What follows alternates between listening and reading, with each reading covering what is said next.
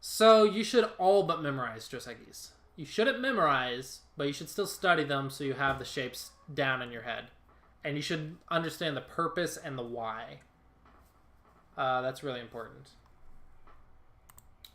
So one Joseki that I think is...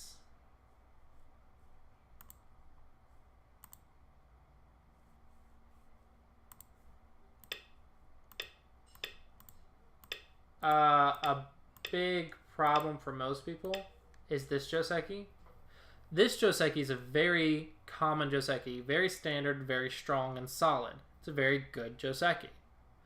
The problem is, for learning purposes, I think it's too good. Because everyone reverts to this Joseki. And this holds you back. I think this Joseki holds many people back. That's because they don't study other Josekis, because this one just works most of the time. It gives you a good result. But you start missing those chances that you can play a different Joseki and get a better result. So you also have to remember the moves to punish and trick moves, at least if you're going to go down the road of memorization. I really think that's a bad way to study. Someone invites you to play. Sure. Let's play another game. Nope. Not 5 minutes. This Joseki works in most cases. But limiting yourself to only this Joseki hurts your improvement. So while this Joseki is very powerful and a very great Joseki, it can limit your improvement if you only play this one and never play any other one. Because you need to learn more than just one Joseki. You need to learn tons of Josekis and utilize the Joseki's direction of play and combination.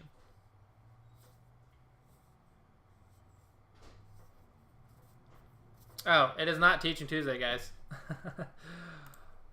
Gotta edit that command. Or timers.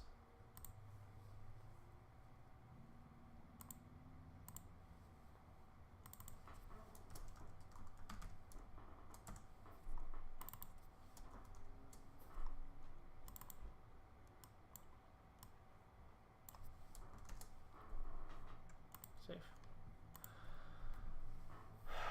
Move 5 at O2.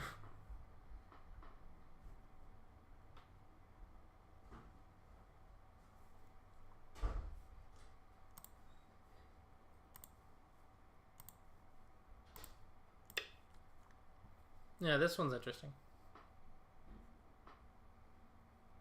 When black plays summon one stone away. So let's talk about the one stone away a little bit. So if your opponent plays here, I think one stone away is better. From the studying that I've done, whenever they play Tiger's Mouth, I play 2-space jump now. The reason is, if you play 1 space, this Peep is Sente and white can Tanuki.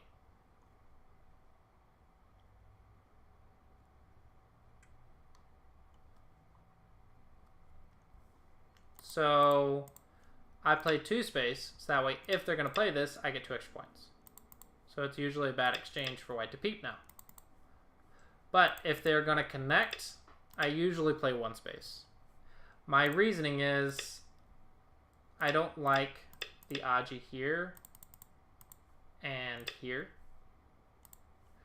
So if he's solid, I see no reason to get the Aji. This is my reasoning.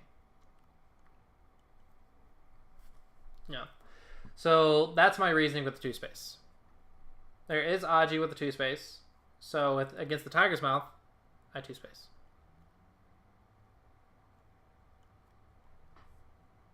You just play normal. There's no punishment for this. Like, this has been, like, Korean pros have been playing this way before AlphaGo, right? The Korean, like, young professionals are playing this way before AlphaGo. There's no direct punishment. It is 2 points, but when white gets a stone around this area, there is significant Aji. Okay? So it's really important to remember this Aji. There's also a lot of Aji with the attachments. So for example, if I have this, there's Aji here, there's Aji here, There's Aji here. And there's Aji here. Okay? Nothing immediately works, but there's many ways to use it. So it was told to us, because old-fashioned players didn't like the Aji, they said the Aji wasn't worth 2 points. So they always told us amateurs to play the one-space jump.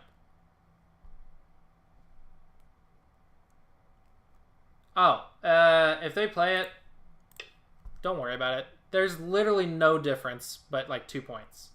Like, the difference is 2 points plus Aji. At a double-digit Q level, it is completely irrelevant. You are making more than 2-point mistakes at the double-digit Q level. So this should have no bearing on your game. Like, this should not affect your game at all. You just play normal.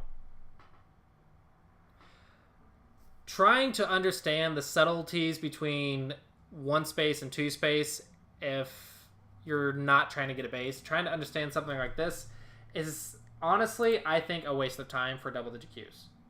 They need to understand other things before they can start studying something as subtle as this. This is so subtle, it's completely irrelevant at that level. So the difference between a two-space jump and a one-space jump for a base is something a double-digit Q has to learn, because they need to learn to make two eyes. They need to learn to make a base. They need to learn to recognize weak groups. They need to learn to recognize cutting points. But if you're like 5Q plus, now the game's getting within like 5 points or so. Now 2 points becomes much larger. 8 at Q5. This is a bad exchange to do now.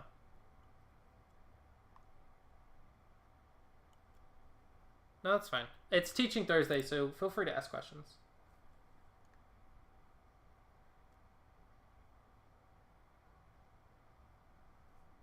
Oh, you're lagging. I don't know which variation you were talking about.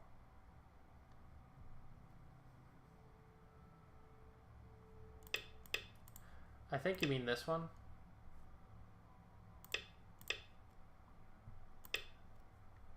Yeah, here's some Aji. So if there's a stone here,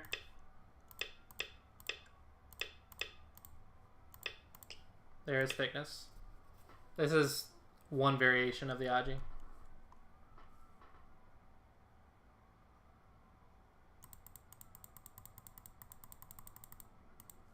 This is something I think you should worry about only after like 5Q plus. Honestly, you could even wait until dawn to study something as subtle as this. It's really, really small, like, relatively speaking. It's not super important to learn. This is one way that you can memorize Josekis, and you memorize all these variations. I think that's a complete waste of time. What's more important is, are you playing the right direction? Are you missing a weak group? Are you playing this instead of a pincer when you have strength everywhere? Are you playing the approach at the right time? There's so many other, like direction of play, weak groups, attack and defense. So many more important things to worry about than memorizing the subtleties of that 2 points. I think that's not as relevant as other stuff.